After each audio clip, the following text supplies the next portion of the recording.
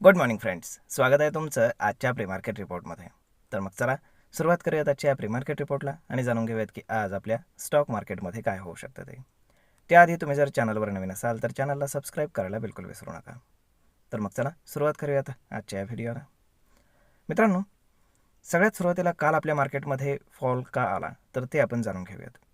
तर बेसिकली काल कुठलंही असं निगेटिव्ह रिझन नव्हतं. ॲक्च्युली एकच होतं, परंतु नव्हतं सुद्धा असंही आहे. आता काय ते सांगतो.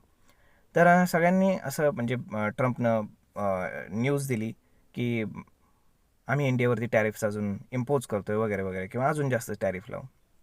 परंतु ते काय झालं की ॲक्च्युअल त्यांनी तसं म्हटलेलंच नाही आहे. परंतु जे काही आपले मीडिया हाऊसेस आहेत तर त्यांनी ते जे काही स्टेटमेंट आहे त्यांचं ते तोडून मोडून इकडले शब्द तिकडे तिकडले इकडं असं करून त्यांनी ती न्यूज दाखवली. म्हणजेच काय की सुरुवातीला त्याच्यामुळे पॅनिक क्रिएट झालं थोडंसं. परंतु त्यानंतर ती जी क्लिप आहे हार्डली अर्ध्या मिनिटाची आहे की जे त्यांचं ॲक्च्युअल स्टेटमेंट आहे ते जर पाहिलं ना तर त्याच्यामध्ये अशी त्यांनी कुठली धमकी दिलेली नाही आहे, हे लक्षात ठेवा. तर मग ती गोष्ट जर सोडली तर अजून एक रिझन होतं की जे महत्त्वाचं होतं ते म्हणजे जो PCR रेशो आहे तो खूपच ओव्हरबॉट झाला होता. कारण त्याच्या आदल्याच दिवशी शुक्रवारी आपण जर पाहिलं तर मार्केटनं अचानक बूम बूम केलं होतं त्यामुळे. आणि तो कूल डाऊन होण्यासाठी मार्केटनं थोडंसं कन्सॉलिडेट करणं गरजेचं होतं आणि तेच काल मार्केटनं केलेलं आहे. त्यामुळे मार्केट कुठल्याही मोडमध्ये निगेटिव्ह आपल्याला दिसत नाही आहे, हे लक्षात असू द्या. आता काल अजून एक रिझन पूर्ण दिवसभर वाटत होतं की कदाचित FISनं फार मोठं सेलिंग केलं असेल त्यामुळे आपलं मार्केट पडलं असेल, परंतु तसंही नाही.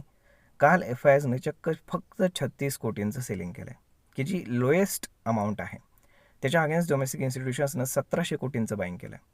म्हणजेच एवढं असूनही मार्केट का पडलं तर सेंटिमेंट आणि सेंटिमेंटमुळं तयार होणाऱ्या ज्या काही पोझिशन्स आहेत डेरिव्हेटिव्ह मार्केटमध्ये त्यामुळे मार्केटमध्ये आपण काय म्हणतो एक प्रेशर क्रिएट झालं. म्हणजेच काय की FISसुद्धा आता फार जास्त सेल करण्याच्या मूडमध्ये नाही आहेत. त्यानंतर आता रिझल्ट सीझन सुरू झालेला आहे. काही कंपन्यांचे रिझल्ट आजपासून यायला सुरुवात होईल. त्यामुळे साहजिकच आहे की मार्केट एवढ्या इझिली गिवअप करेल असं बिलकुल वाटत नाही आहे. त्यानंतर जर आपण पाहिलं तर बाकी कुठलंही असा डेटा नाही आहे की ज्यानं आपण मार्केट पडेल असं म्हणू शकतो. कारण व्हेनेझुएलाचा जो कॉन्फ्लिक्ट झाला त्याच्यामध्ये सुद्धा फार काही आपल्याला मार्केटमध्ये त्याचं रिफ्लेक्शन पाहायला मिळालेलं नाही आहे. त्यानंतर जर आपण US मार्केट जर काल रात्री पाहिलं तर US मार्केट हे ॲक्च्युली ग्रीनमध्ये क्लोज आहे. डाऊ जोन्सनं एक नवीन ऑल टाईम हाय प्लेस केलेला आहे. कारण त्याच्यामध्ये जी काही डिफेन्स कंपनीज आहेत तर त्याचं वेटेज आहे आणि साहजिकच आहे की व्हेनेझुएलावरती अमेरिकेने इन्व्हेजन केल्यामुळे जे डिफेन्स स्टॉक्स आहेत तर त्याच्यामध्ये आपल्याला बाईंग पाहायला मिळालं की जे आपल्याकडे कालही आपल्याला डिफेन्स स्टॉक्समध्ये पाहायला मिळालं होतं तसंच.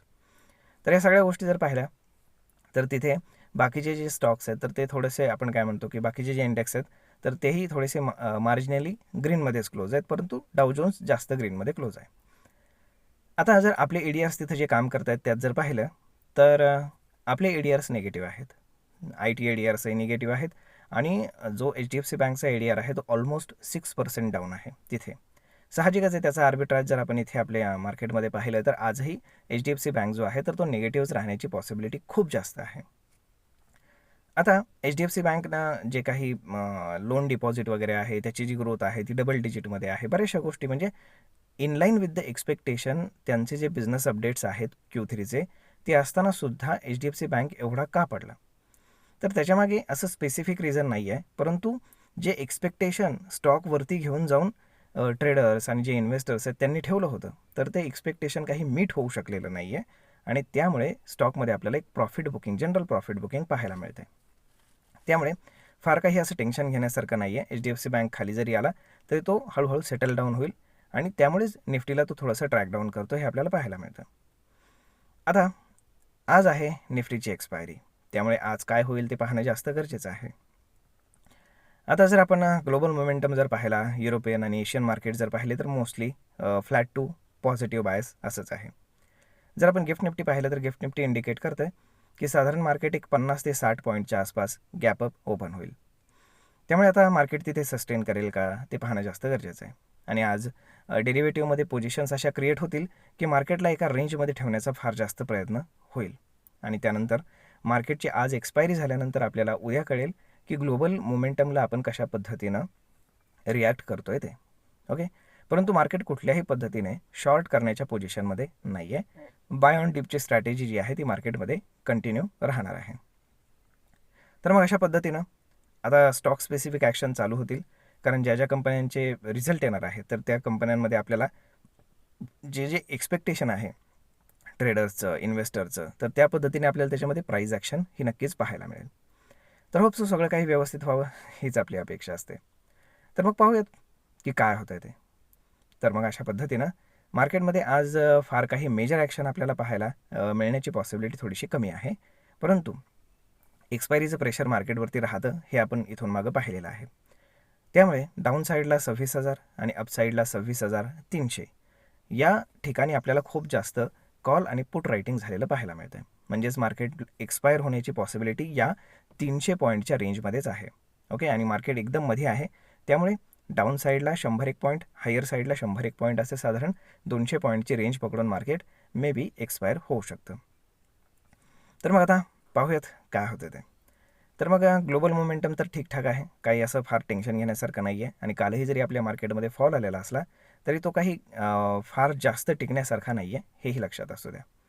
त्यामुळे जे काही तुमचे स्टॉक्स आहेत ज्याच्यामध्ये फार जास्त चांगलं तुम्ही चांगल्या रिझल्टची अपेक्षा करताय आणि स्टॉक बीटन डाऊन आहे, तर अशा स्टॉकमध्ये तुम्ही तुमची स्ट्रॅटेजी यूज करू शकता, हे लक्षात ठेवा.